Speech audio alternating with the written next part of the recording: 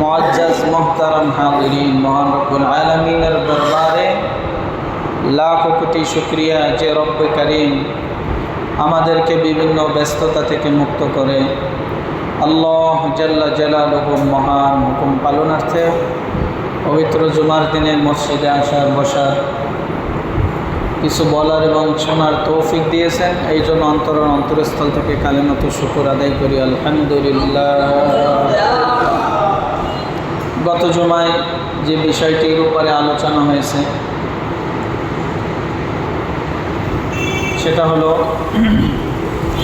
ইসলামের পাঁচটি দিক রয়েছে। একটা হলো ইমানিয়াত, ইবাদত, মুআমালাত, মুআশারাত, আখলাক।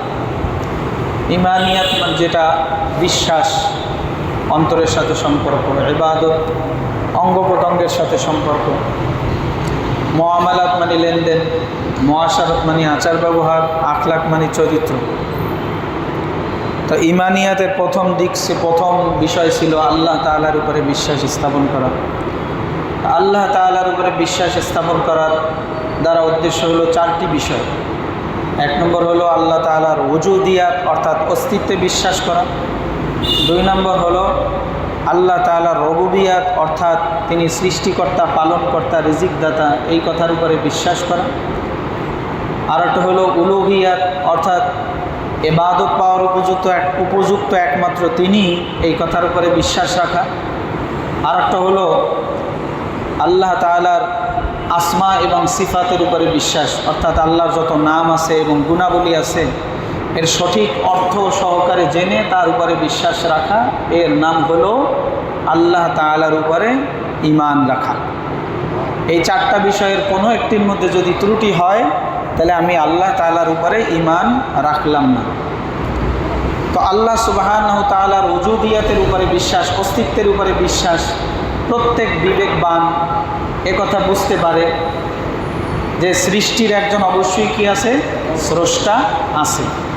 সৃষ্টি নিদর্শন বহন করে, আলামত বা দলিল প্রমাণ হলো এটা যে এর সৃষ্টিকর্তা একজন অবশ্যই আছে। কারণ সৃষ্টি নিজেকেও সৃষ্টি করতে পারে না, আবার সৃষ্টি কখনো আকস্মিকভাবে আপনা আপনি সৃষ্টি হতেও পারে না। এরপরে দ্বিতীয় যেটা বিষয় ছিল সেটা হলো আল্লাহ তাআলার রুবুবিয়াতের উপর বিশ্বাস। তিনি যে সব কিছু করেন, তিনি সব কিছু পরিচালনা করেন, এই কথার উপরে বিশ্বাস। আল্লাহ সুবহানাহু ওয়া তাআলা কোরআনে পাকের মধ্যে আমাদেরকে চোখে আঙ্গুল দিয়ে বুঝিয়ে দিয়েছেন, হাতে ধরে বুঝিয়ে দিয়েছেন। কিভাবে? আল্লাহ তাআলা বলতেছেন আফারাআইতুম মা তুমনুন আনতুম তাখলুকুনাহু আম নাহনুল খালিকুন। আচ্ছা দেখো না, পিতামাতার যে নাপাক পানি বীর্য, এইটার দিকে একটু খেয়াল করো না। সেইটা থেকে একটা পানির উপরে কি কোনো আকৃতি দেওয়া যায় বলেন তো? আপনি যদি পানির উপরে লিখেন এই আকৃতি বাকি থাকবে? বলে যে এই পানির মধ্যে আকৃতি দান, এর থেকে সৃষ্টি করা তুমি করো না বান্দা আমি নিজে করি? আনতুম তাখলুকুনাহু আম নাহনুল খালিকুন, তোমরা করো নাকি আমি করি? কে করে?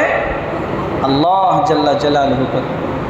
আফারাআইতুম মা তাহরুসুন আনতুম তাজরাউনাহু আম নাহনুজ জারিউন। বান্দা, জমিনে যখন তুমি ফসলের বীজ ছিটিয়ে আসো, জমিনের মধ্যে গেড়ে দাও বা ফেলে রেখে আসো, তো সেখান থেকে ফসল তুমি বের করো নাকি আমি বের করি? কি বলেন? একটা মরা বীজ, কিছুই নাই তার মধ্যে, কোনো গাছের অস্তিত্ব চোখে ভাসে?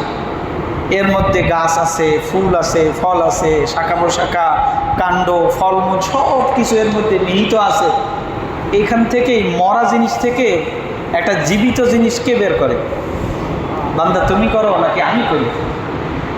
আফারাআইতুমুল মাআল্লাযী তাশরাবুন আনতুম আনজালতুমুহু মিনাল মুজনি আম নাহনুল মুনজিলুন।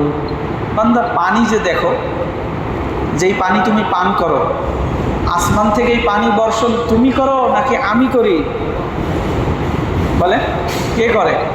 আল্লাহ জাল্লা জালালুহু কেমন এক প্রক্রিয়া রাখছেন, জমিন থেকে পানিকে আসমানে নিয়ে যায়, সেখান থেকে আবার জমিনে ফিরিয়ে দেয়। জলীয় বাষ্প হয় না, রোদের তাপে সেই পানি উপরের দিকে চলে যায়, আবার সেখান থেকে আবার কত সুচারুরূপে, কত সুন্দর প্রক্রিয়ায়। যদি সবগুলো পানি একত্রে কলসের মুখে পানি ঢাললে যেরকম হয় এইভাবে পড়তো, আমাদের কী অবস্থা হতো? আমাদের ফসল রাজির কী অবস্থা হইতো? আমাদের নিজের ব্যক্তি জীবন কিভাবে থাকতো বলেন?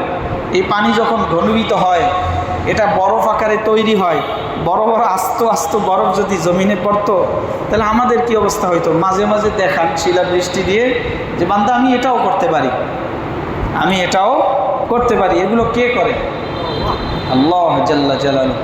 আফারাআইতুমুন নারাল্লাতী তুরুন আনতুম আনশাতুম শাজারাতাহা আম নাহনুল মুনশিউন।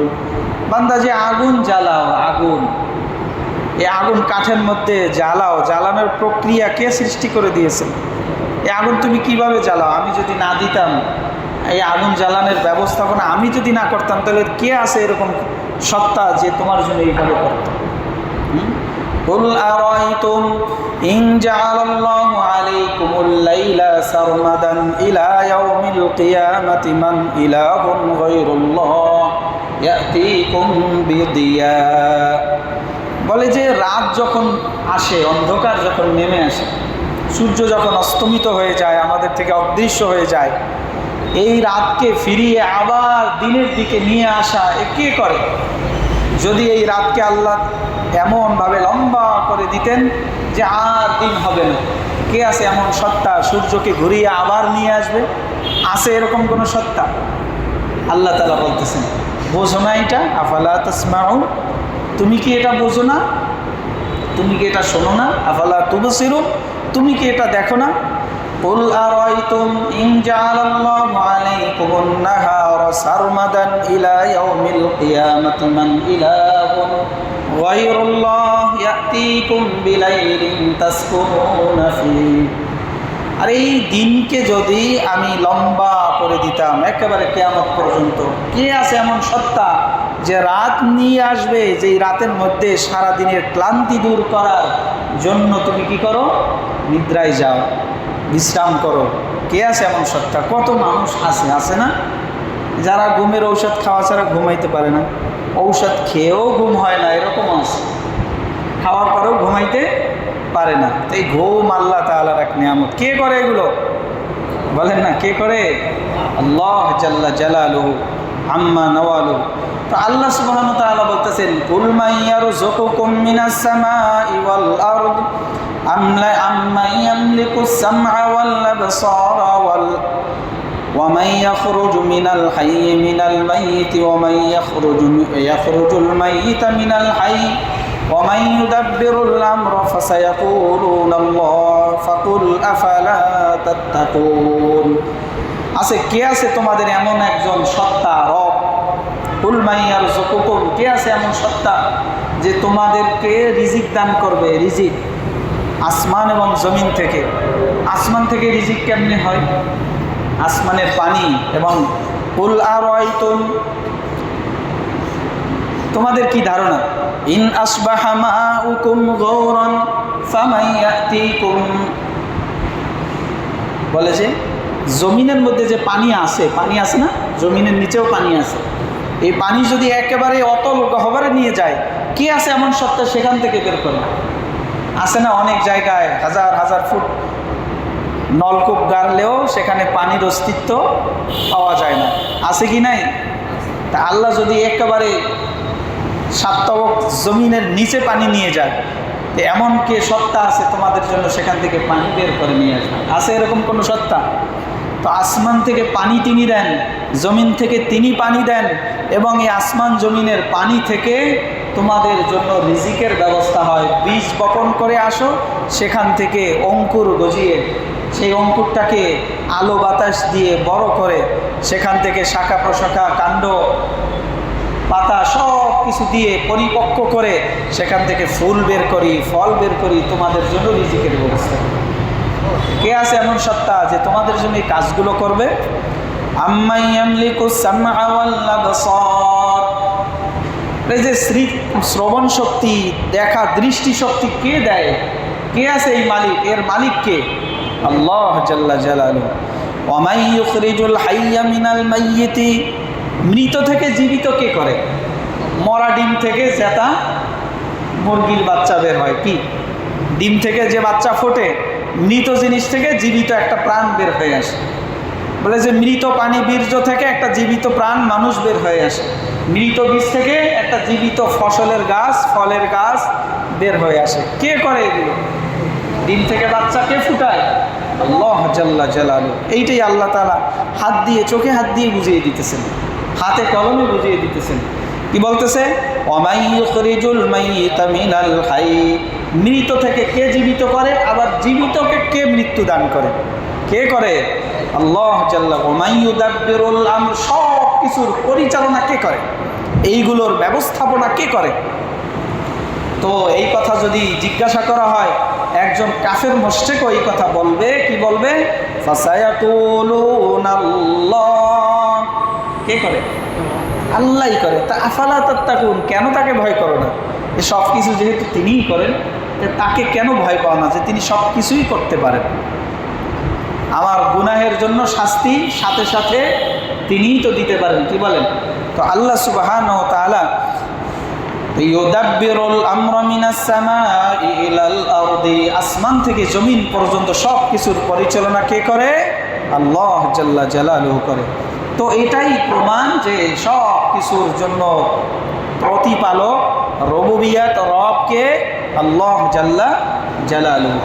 এরপরে আরেকটা বিষয় যেটা উলুহিয়াত, যে আল্লাহ তাআলাই একমাত্র ইবাদতের উপযুক্ত, আর এই ইবাদতের উপযুক্ত আর কেউ নাই। এ কথার বিষয়ে আল্লাহ সুবহানাহু ওয়া তাআলা প্রথমে আমাদের বিবেককে প্রশ্ন করি, এই সব কিছুর স্রষ্টা যেহেতু আল্লাহ জাল্লা জালালুহু, সব কিছু করেন তিনি, আমাকে খাওয়ান, আমাকে লালন পালন করেন, আমার দৃষ্টিশক্তি, চলার বলার শক্তি, হাঁটার ধরার শক্তি, স্মৃতিশক্তি, অন্তরের চিন্তা করার শক্তি, সব কিছুর শক্তি কে দিয়েছেন? আল্লাহ সুবহানাহু ওয়া তাআলা দিয়েছেন। আমাকে রিজিক কে দেন? আল্লাহ তাআলা দেন। আমাকে কে খাওয়ান? আল্লাহ তাআলা খাওয়ান। জীবিত কে করেন? আল্লাহ। মৃত্যুদান কে করেন? আল্লাহ। সব কিছু যেহেতু তিনিই করেন, তাহলে ইবাদত পাওয়ার উপযুক্ত কে? এটা বিবেকের প্রশ্ন। কার প্রশ্ন? বিবেক এটাই বলবে, যেহেতু সব তিনি করেন, যিনি করেন সব, তিনিই তো আমার রব, আর যিনি আমার রব তিনিই আমার উপাসনার উপযুক্ত, তিনি আমার ইবাদতের উপযুক্ত। কোরআনে আল্লাহ তাআলা বলেন, ওয়া ইলাহুকুম ইলাহু ওয়াহিদ, তোমাদের প্রতিপালক আর তোমাদের ইবাদতের উপযুক্ত ইলাহ, মাবুদ, যার ইবাদত করবে তোমরা, সে কে? এক আল্লাহ। কে? ওয়া ইলাহুকুম ইলাহুন ওয়াহিদুন, ইলাহ মানে ইবাদতের উপযুক্ত মাবুদ, তিনি কে? এক আল্লাহ তাআলা।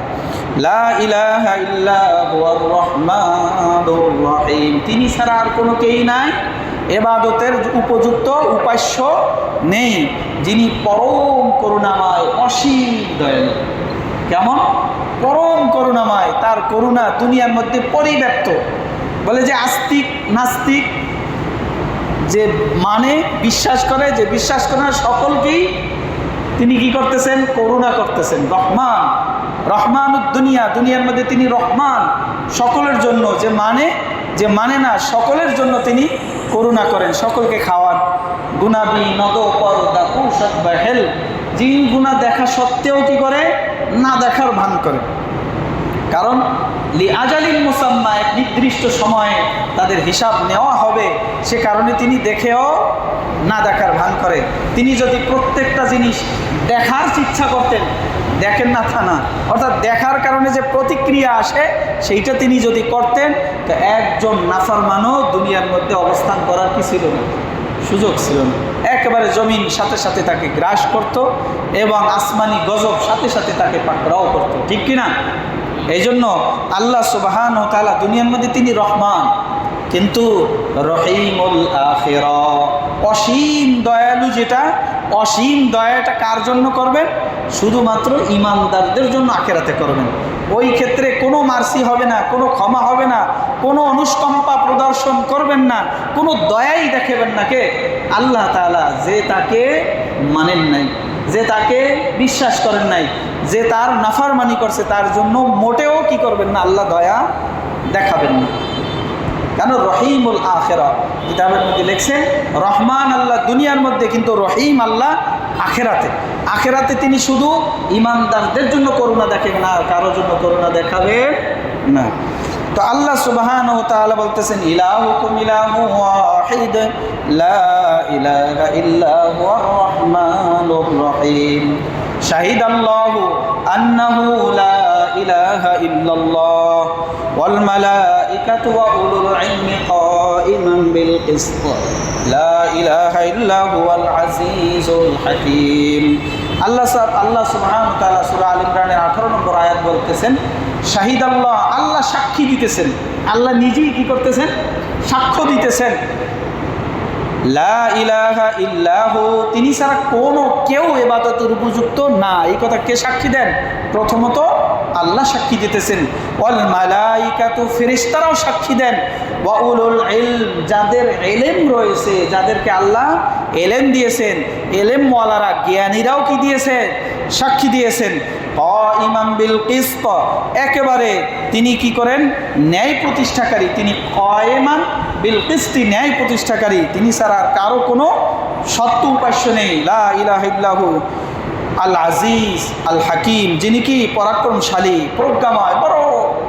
প্রত্যেকটা কাজের মধ্যে তার একটা অন্তর্নিহিত রহস্য কি রয়েছে? নিহিত রয়েছে। তো আল্লাহ সুবহানাহু ওয়া তাআলা নিজের কথা নিজেই কি করেছেন? বলতেছেন।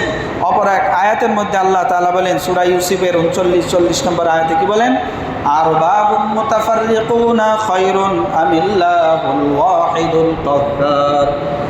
হযরত ইউসুফ আলাইহিস সালাতু ওয়াস সালাম যখন জেলখানায় বন্দী হলেন, কোথায়?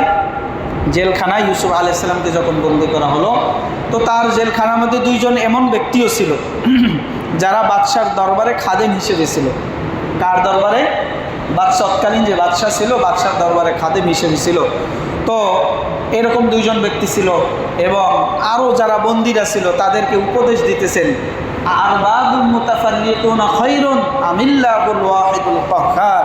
আরে এতগুলো মাবুদের ইবাদত করার থেকে ওই এক মাবুদের ইবাদত করা বেশি উত্তম না, যিনি ওয়াহিদুল কাহ্হার, যিনি এক এবং কাহ্হার, সকলের উপরে ক্ষমতাবান। যত মাবুদ আছে সব মাবুদের উপরে ক্ষমতাবান।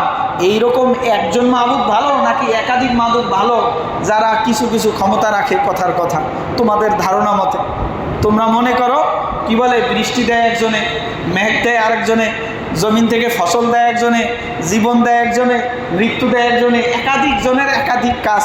তো এইরকম তোমাদের ধারণা মতে একাধিক মাবুদের থেকে ওই মাবুদ উত্তম না যে সব করতে পারে?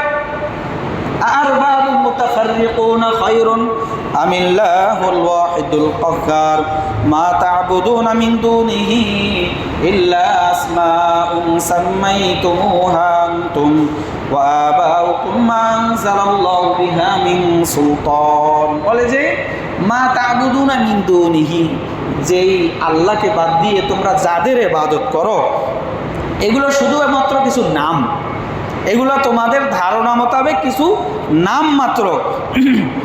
যাদেরকে তোমরা নাম দিয়েছো রব হিসেবে, তোমরা এবং তোমাদের পূর্বপুরুষরা, বলে যে এই ব্যাপারে তোমাদের কাছে কোনো প্রমাণও নাই যে এরা তোমাদের রব, এদের ইবাদত করা উচিত, এরকম কোনো প্রমাণ তোমাদের কাছে নেই। তোমাদের মনে চাইছে তাই করতেছো, এবং নিজেদের থেকে নাম দিয়ে, ক্ষমতা নির্দিষ্ট করে, নিজেরা রূপ দিয়ে তার প্রতিমা তৈরি করে তার ইবাদত করো এবং তার কাছে চাও। এগুলো শুধুমাত্র কি তোমাদের দেওয়া, তোমাদের তৈরি করা কিছু নাম। এগুলো যে তোমাদের মাবুদ, ইবাদতের উপযুক্ত, এ ব্যাপারে তোমাদের কাছে কোনো প্রমাণ, সুনির্দিষ্ট প্রমাণ নেই। আল্লাহ সুবহানাহু ওয়া তাআলা এটাই বলতেছেন।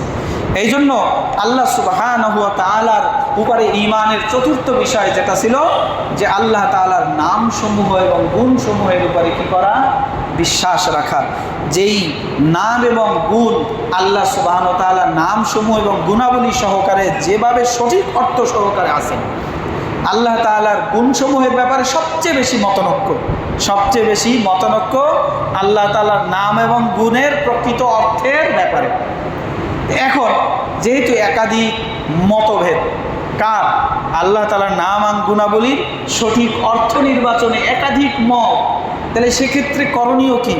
এ ব্যাপারে কোন দিকে আমরা যাব? আল্লাহ তাআলা হেদায়েত দিয়েছেন কোরআনের মধ্যে, ফাইন তানাজাতুম ফি শাইইন ফারুদ্দুহু ইলাল্লাহি ওয়ার রাসূল, বলে যে তোমাদের কোনো বিষয়ে যখন তোমরা মতনৈক্যে পড়বা, হেদায়েত আল্লাহর পক্ষ থেকে হেদায়েত, তোমরা কখনো কোনো বিষয়ে যখন মতনৈক্যে দ্বিধাদ্বন্দ্বের মধ্যে পড়বা, তখন কোন দিকে ফিরবা, কোন দিকে যাইবা? ফারুদ্দুহু ইলাল্লাহি ওয়ার রাসূল, আল্লাহ এবং আল্লাহর রসুলের দিকে ফিরবা। আল্লাহ কি বলছেন সেটা শুনবে, আল্লাহর রসুল কি বলছেন সেইটার দিকে যাবে। ইন কুনতুম তুমিনুনা বিল্লাহি ওয়ার রাসূল ওয়াল ইয়াউমিল আখির, যদি আল্লাহকে বিশ্বাস করে থাকো আর আখিরাত বা পরকালে তোমরা বিশ্বাস রাখো, তবে তোমাদের মতনৈক্যের অবস্থায় যখন তোমরা বুঝবা, তখন কোন দিকে ফিরবা? আল্লাহ এবং আল্লাহর রসুলের দিকে। আল্লাহ কি বলেন, তার রসুল কি বলেন, সেই দিকে ফিরবা। নিজেদের মতকে এখানে কি করবা না, সংযোগ করবা না। যেখানে আল্লাহ এবং আল্লাহর রসুলের সুস্পষ্ট প্রমাণ তোমার সামনে থাকবে, সেইখানে তোমাদের আর গবেষণার কি নেই, প্রয়োজন নেই, নিজেদের থেকে মত প্রতিষ্ঠা করার কোনো কি নেই, সুযোগ নেই। তো আল্লাহর নবী সাল্লাল্লাহু আলাইহি ওয়াসাল্লামের সাহাবী, সবচেয়ে শ্রেষ্ঠ এবং জলিলুল কদর সাহাবীদের মধ্যে অন্যতম একজন সাহাবী হযরত আব্দুল্লাহ ইবনে মাসউদ রাদিয়াল্লাহু তাআলা আনহু, যার ব্যাপারে রাসূলুল্লাহ সাল্লাল্লাহু আলাইহি ওয়াসাল্লাম নিজে এই কথা বলেছেন, যখন কোনো বিষয় তোমাদের মধ্যে দ্বন্দ্ব সৃষ্টি হবে, দ্বিধা সৃষ্টি হবে, কখনো কোনো মাসআলায় ঠেকে যাবে, সমাধান খুঁজবে, তখন তোমরা কার কাছে যাবে? আব্দুল্লাহ ইবনে মাসউদের কাছে যাবে। সবচেয়ে আকারে ছোট ছিল, হ্যাংলা পাতলা ছিল, আকারেও কি ছিল, ছোট ছিল, কিন্তু ইলমের সাগর ছিল। কি ছিল? ইলমের সাগর ছিল। রসুলের সফর এবং হজর, বাড়ি এবং সফর দোনো জায়গায় রসুলের সবসময়ের সঙ্গী হিসেবে ছিল, খাদেম হিসেবে ছিল। কে? আব্দুল্লাহ ইবনে মাসউদ রাদিয়াল্লাহু তাআলা আনহু। তিনি বলতেছেন, তোমরা যদি কাউকে অনুসরণ করতে চাও, মান কানা মুস্তান্নান ফালইয়াস্তান্না, যে চায় যে অনুসরণ করবে, যে চায় কি করবে? অনুসরণ করবে। সে কাদেরকে অনুসরণ করবে? মান কানা মুস্তান্নান ফালইয়াস্তান্না বিমা ক্বাদ মাত, যারা মৃত্যুবরণ করেছে তাদের অনুসরণ করবে। যারা আগে থেকে দুনিয়া থেকে চলিয়ে গেছে, অনুসরণ করতে হলে তাদেরকে করবে। ফাইনাল হাইয়া, যারা জীবিত আসে, লা তুমানিল ফিতনা, ফিতনা থেকে তারা নিরাপদ না। যারা জীবিত তারা ফিতনা থেকে কি নয়, নিরাপদ নয়। যারা দুনিয়া থেকে আগে চলে গেছে, তোমাদের অনুসরণ করতে হলে তাদেরকে অনুসরণ করবা। আর তারা কারা? উলাইকা আসহাবু রাসূলিল্লাহ, তারা হলো রসুলের সাহাবীরা। যারা আগে চলে গেছে, যার দ্বারা উদ্দেশ্য কাদেরকে বুঝিয়েছেন? বলে যে উলাইকা আসহাবু রাসূলিল্লাহ, তারা হলো রসুলের সাহাবী। তারা কি? রসুলের সাহাবী। আকাল্লাহা তাকাল্লুফান আমাতাহা ইলমান, বলে যে তারা গভীর ইলমের অধিকারী ছিল। তারা কি ছিল? গভীর ইলমের অধিকারী ছিল। তাদের অন্তর ছিল বিশুদ্ধ, তাদের অন্তরগুলো ছিল বিশুদ্ধ। তারা গভীর জ্ঞানের অধিকারী ছিল। তারা অধিকাংশটাই কৃত্রিমতা বর্জিত ছিল। তাদের মধ্যে লৌকিকতা ছিল না। তাদের মধ্যে কি ছিল না? লৌকিকতা ছিল না। ভিতর বাহির সমান ছিল। মনে যেটা ছিল প্রকাশ্যে তাই ছিল, মনে এক ভিতরে আর এক, এই নেফাকি তাদের মধ্যে ছিল না। বলেছে ইখতারাহুমুল্লাহু লিসহবাতি নাবিয়্যিহি ওয়া লিইকামাতি দীনিহি, আল্লাহ সুবহানাহু ওয়া তাআলা এই সাহাবায়ে কেরামকে রসুলের সোহবত, সাহাবী হওয়ার জন্য বাছাই করেছেন। রসুলের সাহাবী হওয়ার জন্য আল্লাহ তাআলা তাদেরকে কি করেছেন? বাছাই করেছেন। পুরা উম্মতের মধ্যে থেকে বাছাই করে রসুলের সোহবতের জন্য কি করেছেন? নির্বাচন করেছেন। করেছেন তার দিনকে প্রতিষ্ঠা করার জন্য। আল্লাহ তাআলার দিনকে ওয়ালিইকামাতি দীনিহি, আল্লাহ তাআলার দিনকে প্রতিষ্ঠা করার জন্য রসুলের সাহাবী হিসেবে কাদেরকে আল্লাহ বাছাই করেছেন? এই হযরতে সাহাবায়ে কেরামকে আল্লাহ তাআলা কি করেছেন? বাছাই করেছেন। বলে যে তোমরা তাদের মর্যাদাকে কি করবা? মানে চিনবা এবং তাদের পথকে দৃঢ়ভাবে আঁকড়ে ধরবা। ওয়াজ্জু আলাইহা বিন নওয়াজিজি, তারা সরল সঠিক পথের উপরে প্রতিষ্ঠিত ছিল। কারা? এই সাহাবায়ে কেরাম। তো কি পাইলাম? আমরা যদি অনুসরণ করতে চাই কাদেরকে অনুসরণ করব? সাহাবায়ে কেরাম, মৃতদেরকে অনুসরণ করব। মৃত দ্বারা কাদেরকে উদ্দেশ্য? সাহাবায়ে কেরামের উদ্দেশ্য, যাদের অন্তর ছিল পরিষ্কার, যাদের ইলম ছিল গভীর, যারা লৌকিকতা বিবর্জিত ছিল, লৌকিকতা যাদের মধ্যে ছিল না, তাদেরকে আল্লাহ বাছাই করেছেন রসুলের সাহাবী হিসেবে, রসুলের দিনকে, আল্লাহর দিনকে দুনিয়ার মধ্যে প্রতিষ্ঠা করার জন্য। আর তারা সরল সঠিক পথের উপর কি ছিল? প্রতিষ্ঠিত ছিল। কার কথা? হযরত আব্দুল্লাহ ইবনে মাসউদ রাদিয়াল্লাহু তাআলা আনহুর কথা। এই জন্য আল্লাহ তাআলা কোরআনে পাকের মধ্যে মানে স্পষ্ট ভাষায় বলেছেন, যদি এই সালাফ যারা পূর্বে চলে গেছেন তাদের পথ থেকে যদি আমরা বিচ্যুত হই তাহলে আমাদের পরিণতি কি হবে? আল্লাহ তাআলা কোরআনে বলেন, ওয়া মান ইউশাকিকির রাসূলা মিন বাদি মা তাবায়্যানা লাহুল হুদা ওয়া ইয়াত্তাবি' গায়রা সাবিলিল মুমিনিনা নুওয়াল্লিহি মা তাওয়াল্লা ওয়া নুসলিহি জাহান্নাম ওয়া সাআত মাসীরা। আল্লাহ তাআলা কি বলেন? ওয়া মান ইউশাকিকির রাসূল মিন বাদি মা তাবায়্যানা লাহুল হুদা, যে ব্যক্তি যার কাছে হেদায়েতের বাণী আসার পরেও রসুলের বিরোধিতা করে, কি করে? রসুলের বিরোধিতা করে। এবং মুমিনরা যেই পথে চলে, মুমিনরা যেই পথে চলে এই পথের অনুসরণ থেকে কি করে? বিচ্যুত হয়। তো আল্লাহ সুবহানাহু ওয়া তাআলা কি বলেন? বলে যে আমরা সে যেই দিকে বিচ্যুত হয়েছে সেই দিকেই তার মুখকে আমি ফিরিয়ে দিব, সেদিক থেকে আর সে ফিরে আসবে না।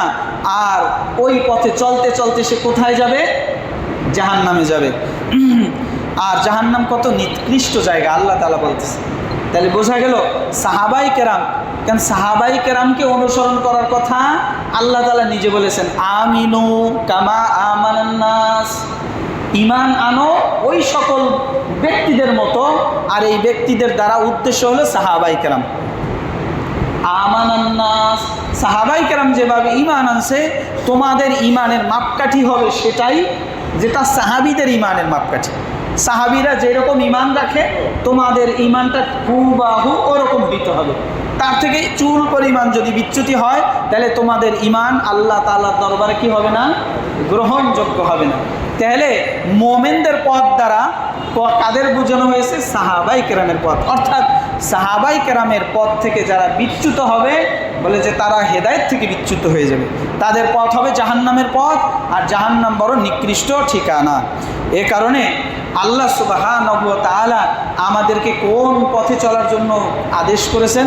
হযরতে সাহাবায়ে কেরাম যারা রসুলের পদাঙ্ক অনুসরণ করেছেন, কদমে কদমে, পায়ে পায়ে অনুসরণ করেছেন, পায়ে পায়ে অনুসরণ করেছেন। রসুলের অনুসরণ থেকে কাউকে যদি একটু পরিমাণ বিচ্যুত দেখছে সাথে সাথে পাকড়াও করেছে। সে যে হোক, আমিরুল মুমিনিন হোক, আর মানে রাষ্ট্রপতি হোক, আর সাধারণ হোক, কাউকে পরোয়া করে নেই। একবার হযরত ওমর রাদিয়াল্লাহু তাআলা বলতেছে, তোমরা যদি দেখো যে ওমর সরল সঠিক পথ থেকে বিচ্যুত হয়েছে তবে তোমরা কি করবে? তো একজন সাধারণ সাহাবী তলোয়ার নিয়ে দাঁড়িয়ে বলছে, এই তলোয়ার তোমাকে সোজা করবে, এই তলোয়ার তোমার বিচার করবে। তাহলে দেখেন, আমিরুল মুমিনিন একজন রাষ্ট্রপ্রধান, তার সামনে মানে কথা বলতে মোটেও কি করেন নাই? দ্বিধা করেন নাই যে সরল সঠিক পথ থেকে ওমর যদি এক চুল পরিমাণ বিচ্যুত হয় তোমাকে অনুসরণ তো করবই না, বরং তলোয়ার তোমার কি করবে? সমাধান করবে। তো সুতরাং সাহাবায়ে কেরাম এরকমই ছিলেন যে রসুলের হুবহু অনুসরণ ক্ষেত্রে এক চুল পরিমাণ তারা কি করেন নাই? বিচ্যুতি ঘটান নাই। এই জন্য আল্লাহ তাআলা তাদেরকে অনুসরণ করতে বলেছেন। আর তাদের পথ থেকে যারা বিচ্যুত হবে তাদের ঠিকানা কি ঘোষণা করেছেন? জাহান্নাম ঘোষণা করেছেন। তো আল্লাহ সুবহানাহু ওয়া তাআলার উপরে ঈমানের চতুর্থ বিষয় হলো যে আল্লাহ তাআলার নাম গুণাবলীর উপরে বিশ্বাস রাখতে হবে, যেভাবে সাহাবায়ে কেরাম রাখতো। যেই রকম বিশ্বাস কে রাখতো? হযরতে সাহাবায়ে কেরাম রাখতো। তো আল্লাহ সুবহানাহু ওয়া তাআলার উপরে বিশ্বাস, আল্লাহর নাম এবং গুণাবলীর উপরে বিশ্বাস স্থাপন সঠিক হবে যখন 4টা ত্রুটি থেকে আমরা মুক্ত থাকব। কয়টা ত্রুটি?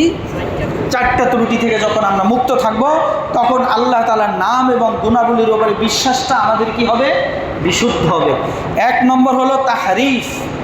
1 নম্বর হলো তাহরিফ, ব্যাখ্যা করব। 2 নম্বর হলো তাআতিল। 3 নম্বর হলো তামসিল। 4 নম্বর হলো তাকয়িফ। 1 নম্বর হলো তাহরিফ, অর্থাৎ আল্লাহ সুবহানাহু ওয়া তাআলার যে নাম এবং গুণাবলী আছে, এই নাম এবং গুণাবলীর ব্যাখ্যা আল্লাহ, আল্লাহর রসুল এবং তার সাহাবীরা যেভাবে করেছেন তার থেকে ব্যতিক্রম কোনো ব্যাখ্যা করা, তার ব্যতিক্রম কোনো অর্থ করা, এটাকে বলা হয় তাহরিফ। এটাকে কি বলা হয়? তাহরিফ। যেমন আল্লাহ তাআলা কোরআনে পাকের মধ্যে বলেছেন ইয়াদুল্লাহি ফাওকা আইদিহিম, আল্লাহর হাত তাদের সকলের হাতের উপরে ছিল। এখন আল্লাহর হাত, এটার দ্বারা কি অর্থ? তাই যারা বিচ্যুতিমূলক অর্থ করেছেন তারা বলেছেন এই হাত দ্বারা নিয়ামত বুঝায়, এই হাত দ্বারা ক্ষমতা বুঝায়। এটা হলো বিকৃত অর্থ। এটা কেমন অর্থ? এটাকে তাহরিফ বলে, যে এই অর্থের বিকৃতি করা। আল্লাহর হাত হাত, এখন হাতের ধরন কেমন? ওয়াল্লাহু আ'লামু বিমুরাদিহি, আল্লাহ যেভাবে হওয়া দরকার, তার হাত যেভাবে হওয়া দরকার, যেটা আমাদের চিন্তা চেতনা বুদ্ধি বিবেচনা জ্ঞানের সম্পূর্ণ বাহিরে, যেটা আমাদের অন্তর চিন্তা করতে পারবে না যে আল্লাহর হাত কেমন। এটা আল্লাহর হাত তার শানে যেমন হওয়া দরকার তেমন, সেটা আমাদের মতো নয়। সেটা কি নয়? আমাদের মতো নয়। তা আল্লাহর হাত, এটা হাতই ধরতে হবে, কিন্তু এর সঠিক অর্থ কোনটা, সঠিক প্রয়োগ কোনটা, সঠিক রূপ কোনটা, এটা আল্লাহ যেভাবে হওয়া দরকার সেভাবে, এইটার উপরে আমাদের ঈমান রাখতে হবে। এর ব্যতিক্রম কোনো অর্থ করা যাবে না। ব্যতিক্রম অর্থ করাটাই হলো তাহরিফ, পরিবর্তন করা। তাহরিফ মানে কি করা? পরিবর্তন করা। 2 নম্বর হলো তাআতিল। তাআতিলের অর্থ হলো আল্লাহর যত নাম এবং গুণাবলী আছে সবগুলো কোনো একটিকে অস্বীকার করা। কোনো একটাকে কি করা? যতগুলো নাম আছে, যতগুলো গুণাবলী আছে, এই গুণাবলীর কোনো একটাকে কি করা? অস্বীকার করা। এইটারে কি বলা হয়? তাআতিল। বলে যে এইটা করা, এইটা করার দ্বারা আল্লাহর উপরে যে আমি ঈমান আনছি, আল্লাহর নাম এবং গুণ সমূহের উপরে ঈমান আনছি, এটা কি হবে না? প্রমাণ হবে না। তাহরিফও করা যাবে না, পরিবর্তনও করা যাবে না, এবং তাআতিল কোনো একটাকে অস্বীকার করাও যাবে না। 3 নম্বর হলো তামসিল, অর্থাৎ আল্লাহ তাআলার যত গুণাবলী আছে এই গুণাবলী মানবীয় কোনো গুণাবলীর অনুরূপ মনে করা। মানবীয় কোনো গুণাবলীর কি মনে করা? অনুরূপ মনে করা, যে আল্লাহর গুণটা এই মানুষের গুণের মতো। এইরকম তামসিল, এরকম তামসিল উপমা মনে করা, যে আল্লাহর গুণ এইরকম মানুষের গুণের মতো। কখনোই না। আল্লাহর শোনা আমাদের শোনা এক নয়, আল্লাহর দেখা আমাদের দেখা এক নয়। আমরা প্রতিবন্ধক হলে দেখতে পাই না, প্রতিবন্ধক ছাড়া দেখতে পাই। আল্লাহ তাআলার দেখা ব্যতিক্রম, আল্লাহ তাআলা সব অবস্থায় দেখতে পারে। তাহলে আমার গুণের সাথে আল্লাহর গুণের কি হবে না? মিলবে না, অনুরূপ নয়। আমার শ্রবণ, আমি কোনো বাধা হলে সেই শোনাটা শুনতে পারি না। যেই ফ্রিকোয়েন্সিতে আমার শব্দ অনুধাবন করার গুণ রয়েছে, আমরা একটা নির্দিষ্ট ফ্রিকোয়েন্সিতে কি করতে পারি? শব্দ শুনতে পারি। আবার অন্যান্য প্রাণী তারা নির্দিষ্ট একটা ফ্রিকোয়েন্সিতে কি করতে পারে? শুনতে পায়। আমাদের শোনা আর অন্যান্য প্রাণীর শোনার মধ্যে কি রয়েছে? পার্থক্য রয়েছে। তা আমাদের শোনা আল্লাহ তাআলার শোনার কি নয়? অনুরূপ নয়। আল্লাহ কোনো মাধ্যম ছাড়াই শুনেন। হ্যাঁ, ইয়ালামু খাইনাতাল আয়ুনি ওয়া মা তুখফিস সুদূর, আমার অন্তরের অন্তরস্থলে যে কথাটা আমি মুখে প্রকাশও করি নাই সেটাও আল্লাহ শুনতে পান। সুবহানাল্লাহ বলবেন। কোনো মাধ্যম ছাড়াই তিনি শুনেন। এখন যেটা বলতেছি সেটাও শুনতে পাচ্ছেন, 1000 বছর পরে যেই কথাটা হবে সেটা এখনই শুনতে পাচ্ছেন। এটা হলো আল্লাহ তাআলার শোনা। তা আল্লাহ তাআলার শোনার সাথে আল্লাহ তাআলার গুণাবলীর সাথে কারো গুণাবলীকে সাদৃশ্য করা, কোনো মানবীয় বা কোনো সৃষ্টির গুণাবলীর সাথে সাদৃশ্য করা, এটাও আল্লাহ তাআলার নাম এবং গুণসমূহের উপরে বিশ্বাসের প্রতিবন্ধক। তাহলে আল্লাহর নাম এবং গুণসমূহের উপর আমি কি করলাম না? বিশ্বাস রাখলাম না। 4 নম্বর হলো তাকয়ীফ, অর্থাৎ আল্লাহ তাআলার গুণাবলীর প্রকৃত ধরন কিভাবে এবং সেটার সুনির্দিষ্ট রূপটা কেমন, এইটার সম্পর্কে কোনো ব্যাখ্যা দেওয়া। এইটার সম্পর্কে কোনো ব্যাখ্যা দেওয়া, আল্লাহ শোনা এরকম, আল্লাহর ধরা এরকম, আল্লাহর সৃষ্টি এরকম, এইটার ধরনটা, কারণ ওইটা বোঝার মতো শক্তি আমার নাই, ওইটা বোঝার মতো কি নাই? শক্তিই নাই। এই জন্য কোনো একটা ধরন কি করা, বর্ণনা করা, ধরন মানে আমাদের বুঝ মতো কত কোনো ধরনকে মনে করা, এইটা হলো তাকয়ীফ, অর্থাৎ কোনো একটা কাইফিয়াতের সাথে নির্দিষ্ট করা, কোনো একটা রূপের সাথে রূপদান করা। এইটাও হলো আল্লাহ তাআলার নাম এবং গুণাবলীর বিশ্বাসের জন্য প্রতিবন্ধক। অর্থাৎ আল্লাহ কেমন শোনেন, আল্লাহ যেভাবে শোনা দরকার, আল্লাহ কিভাবে দেখেন, আল্লাহর যেভাবে তার মানে সত্তাহীনের অনুসারে দরকার সেটা সেভাবে, অর্থাৎ সমস্ত গুণাবলী আল্লাহ তাআলা যেভাবে আছেন সেভাবে। এইটার প্রকৃত রূপ আমাদের কাছে জানা নেই, এর প্রকৃত রূপটা আমাদের কাছে জানা নেই। এইভাবে কি করা, আল্লাহ তাআলার উপরে বিশ্বাস স্থাপন করা, এইটা হলো আল্লাহ তাআলার উপরে ঈমানের শর্ত, আল্লাহ তাআলার উপরে বিশ্বাসের শর্ত। তো কি বললাম, এই 2 জুমায় আলোচনা কি হলো সংক্ষিপ্তভাবে, যে আল্লাহ তাআলার উপরে বিশ্বাস করার জন্য 4টি বস্তু লাগবে। কয়টি বস্তু?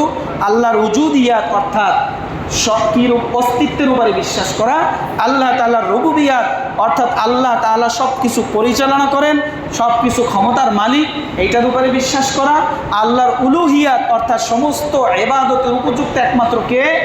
আল্লাহ তাআলা, এটার উপরে বিশ্বাস করা, এবং আল্লাহ তাআলার নাম এবং গুণাবলী যেভাবে আছেন সেভাবে বিশ্বাস করা। এই বিশ্বাসের জন্য প্রতিবন্ধক হলো 4টা। একটা হলো কি? একটা হলো, প্রথম হলো কি, যে তাহরিফ, পরিবর্তন করা যাবে না, তার গুণাবলীর কোনো রূপ কি করা যাবে না? পরিবর্তন করা যাবে না। তাতিল, কোনো একটাকে অস্বীকার করা যাবে না। 3 নম্বর হলো তামসিল, কোনো মানবীয় অথবা কোনো সৃষ্টির গুণের সাথে সাদৃশ্য করা যাবে না। আর 4র্থ হলো কোনো একটা নির্দিষ্ট স্বরূপ বর্ণনা করা, রূপ দেওয়া, এটা করা যাবে না। এই 4টে জিনিস থাকলে তাহলে বোঝা গেল আমরা আল্লাহর নাম এবং গুণাবলীর উপরে কি করেছি? বিশ্বাস স্থাপন করেছি। আল্লাহ সুবহানাহু ওয়া তাআলা আমাদেরকে কথাগুলোর উপরে আমল করার তৌফিক দান করুন, আমিন। ওয়া আখিরু দাওয়ানা আলহামদুলিল্লাহি রাব্বিল আলামিন।